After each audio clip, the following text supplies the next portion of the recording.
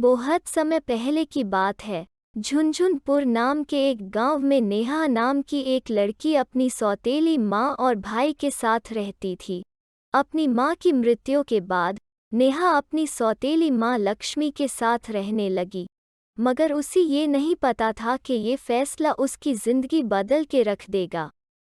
लक्ष्मी अपने बेटे कारण से बेहद प्यार करती थी और उसकी हर ख्वाहिश को पूरा करती थी और उसके आराम का खास ख्याल रखती थी, जबकि अपनी सौतेली बेटी नेहा से सख्त नफरत करती थी और उससे सीधे मुंह बात तक नहीं करती थी, और अगर करती भी थी तो सिर्फ उसकी बेइज्जती करती थी।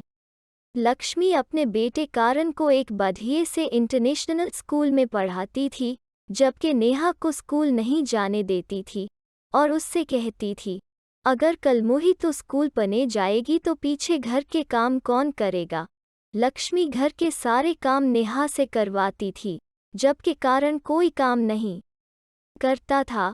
लक्ष्मी कारण को बहुत ही महंगे इंटरनेशनल स्कूल में पढ़ा रही थी, मगर कारण को पढ़ाई का बिल्कुल भी शौक नहीं था। लक्ष्मी चाहती थी कि कारण पढ़ लिख के एक बड़ा आदमी बनेगा और उन दोनों की जिंदगी बढ़िया गुजरने लगे गई।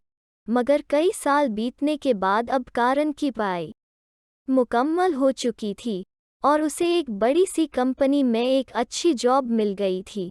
लक्ष्मी ने झट से कारण की शादी करवा दी, मगर इस दिन के बाद सब बदल गया।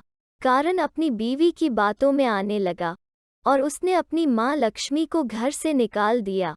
लक्ष्मी बहुत रोने लगी और उसे अपने किए पे अफसोस होने लगा।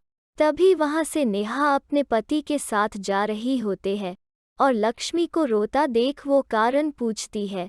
लक्ष्मी नेहा को सारी बात बताती है और नेहा से माफ़ी मांगती है।